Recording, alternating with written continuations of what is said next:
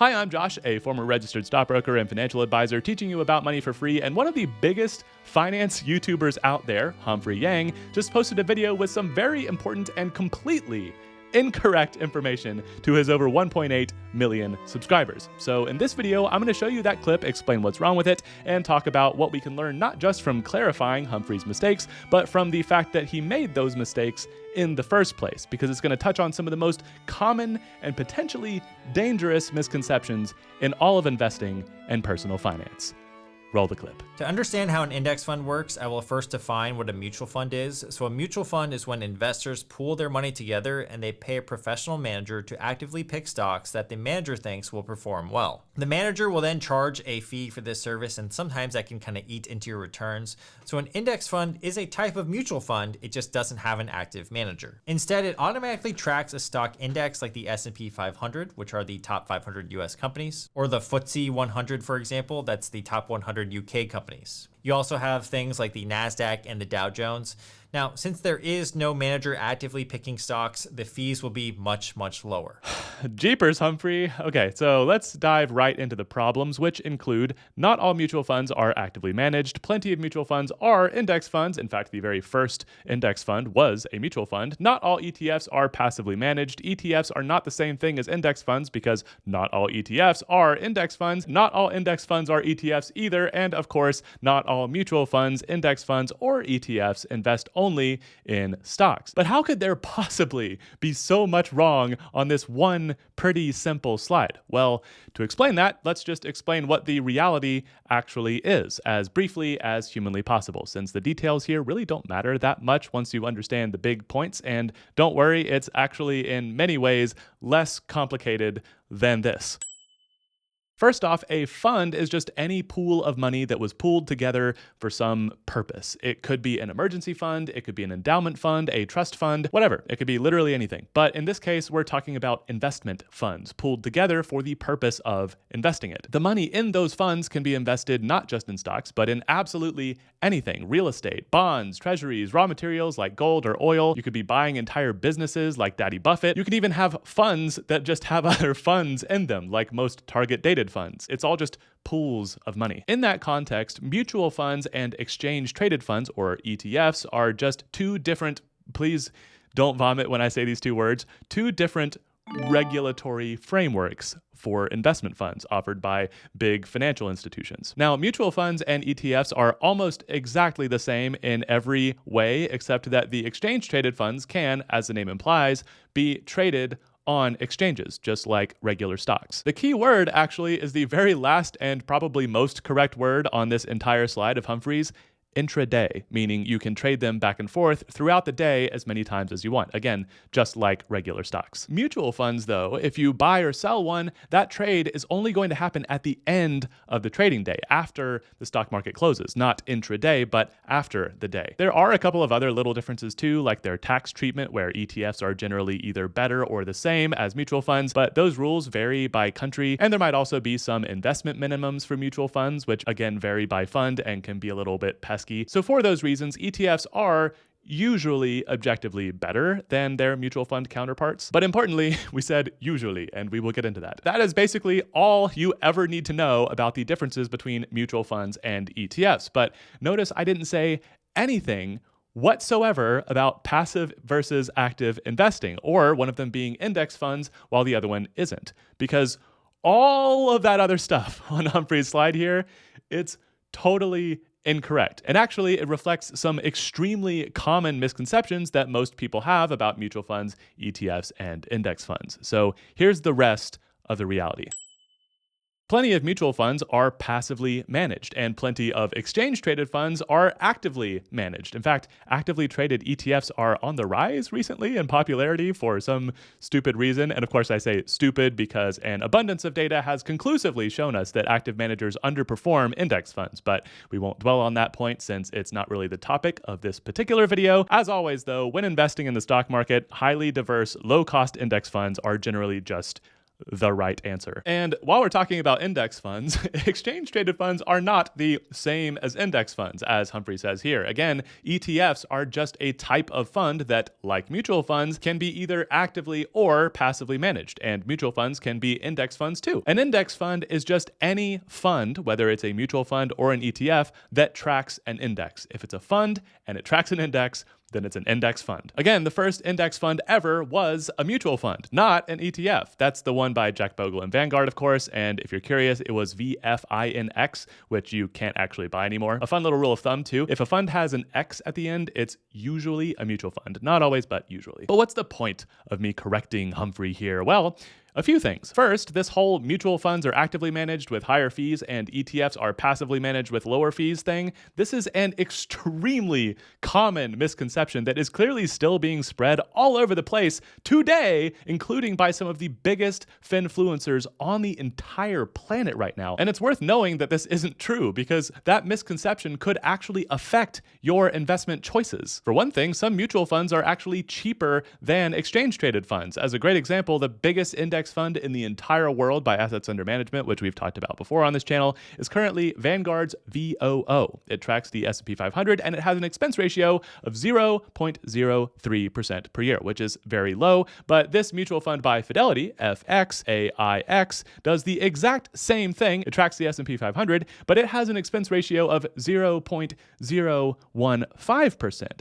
half of the cost of the ETF. So if you were just blindly choosing ETFs looking for lower cost, you might not always get it. In fact, you might be overlooking some things with much lower cost just because they're mutual funds. And again, notice that even though one of these is a mutual fund and one of them is an ETF, they are both index funds because they track an index. It's the S&P 500 in this case. On top of that, just being an ETF does not mean that something is an index fund. If you believe this slide, you could buy some ETF thinking all ETFs are passively managed index funds and end up with one of these actively managed ETFs that totally exist and are increasing in popularity. I wonder if it's because people don't understand what they're buying because there's so much misinformation out there on this topic. It is possible.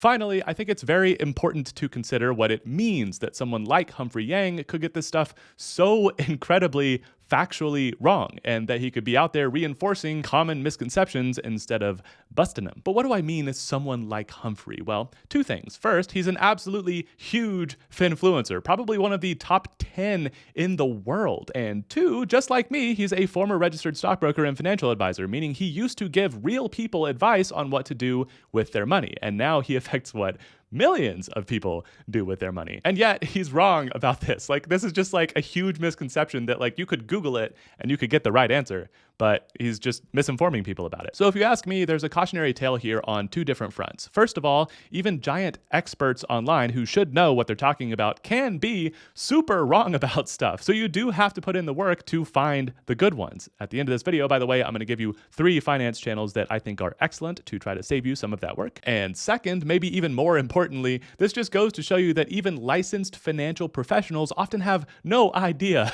what they're talking about. In fact, I can tell you from the inside that, at least in my experience, easily less than 10% of financial advisors actually have what I would consider to be a sufficiently robust knowledge of the stock market and how it works, meaning sufficient to help other people make investment decisions. As cynical as it sounds, it's really true what people say. Most financial advisors are just there to sell you stuff. They're not there to find you correct answers. They are there to help you find an answer that you're willing to buy and therefore give them a commission.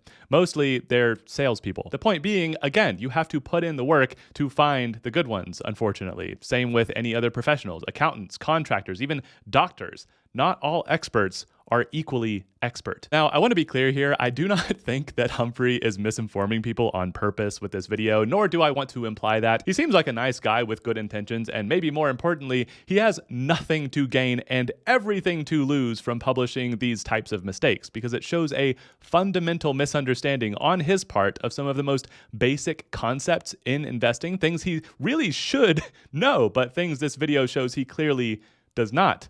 No. This would be like your barista not knowing the difference between a cappuccino and a latte. Like, seriously, it is that fundamental. And I also don't want you to think that I'm just cherry picking the one time that Humphrey Yang got something wrong, because it's not even the only weird information in this video or on Humphrey's channel in general. To name a few, he's a proponent of individual stock picking, which is proven to be not just pointless but dangerous, swing trading, which is proven to be not just pointless but also counterproductive, and even crypto, which don't even get me started. Or maybe you'd like to hear about his personal NFT investments going bust, which a lot of my NFTs have basically gone to zero because that entire market has crashed. Now, there are a select few NFT projects that have survived, but my favorite NFT project was called the Boryoku Dragons, and each of those JPEGs, for example, were going for about 25 to 30,000 a piece. And even though I bought them early, now they're only selling for about $1,000 a piece. I'm a little embarrassed by how much I was up, yet I didn't cash out, and now I'm definitely shooting myself in the foot, but I think that many people are probably in my position. All right, looking at the crypto in my Coinbase account, yeah. So no, I'm not just pouncing on the one time this guy made a mistake or promoted something dangerous to his audience, seemingly out of ignorance. And if I sound a little blunt in my criticism here, it's only because in this case, we're not talking about cappuccinos and lattes. We're talking about how to invest your life savings. That's literally what this video was about. So this is really important stuff to get right. And one of the biggest finance creators on the entire internet getting it confidently wrong just goes to show you how insanely common these misunderstandings are. In fact, based on my experience, this is a case where the misconception is probably more common in people's brains than the truth. And of course, it's even more dangerous that he's a former real financial advisor, because people are even more likely to just assume that what he's saying is the truth. So that is why I'm making this video, not as some kind of takedown of Humphrey Yang, because again, he seems like a nice guy with good intentions, but as a takedown of what is absolutely one of the most pervasive misconceptions in investing today, including among people who present themselves as knowing what they're talking about, and who even have licenses that really should mean that they know what they're talking about. It's also a takedown of the dangerous notion that more followers mean more expertise, and the equally, if not more dangerous notion that any licensed financial advisor you might decide to sit down with always reliably knows what they're talking about. Again, not all experts are equally expert in whatever they're supposed to be an expert in. In all of these cases, you really do have to put in the work to find the good ones. And yes, that is a lot of work. So right here, right now, I'm going to try to save you some of that work. I can't help you find a good financial advisor, but I can help you find good finance YouTube channels to educate the heck out of yourself, which should help you tell the difference between the good and the bad when you come across them. So here are three really good money YouTube channels where you can find really good information. All of these are also registered finance pros, by the way, since that usually still does make a difference. It just doesn't always. And this time you can be confident that I have done the research to make sure that these three channels are extremely good and do know what they're talking about. As long as you trust me, I guess. Which I don't know. I think I'm trustworthy, but I'm obviously biased because I am me. So check them out for yourself and see what you think. First up, Money Guy Show. These guys are awesome, especially for the most useful stuff about how to manage money in your own life, and especially specifically for Americans, since they're going to talk about some of those sort of American specific accounts like 401ks, Roths, stuff like that. They are also currently real life fee-only financial advisors with like 50 times more actual experience in the industry than me or Humphrey. They're also going to say a lot of things in their videos that any good financial advisor would tell you anyway, except it's free. And they're probably my most common money channel recommendation for my real life friends and family. They're just that good. Ironically, they also had Humphrey Yang on their show recently, which is how I got introduced to Humphrey, lulz. And if you want to go deeper, The Plain Bagel is also one of my absolute favorite finance channels on YouTube. The information is excellent, and he has a really good way of covering extremely complex financial concepts in a way that most people can still understand. Finally, if you want to go arguably even deeper than Plain Bagel, not arguably, definitely even deeper than Plain Bagel, a channel that I somehow only recently found is Ben Felix. Dude has every single letter imaginable after his name, and it shows. He's gonna sling real finance research papers left and right in just about every single one of his videos, which as a former neuroscience researcher for most of the last decade of my life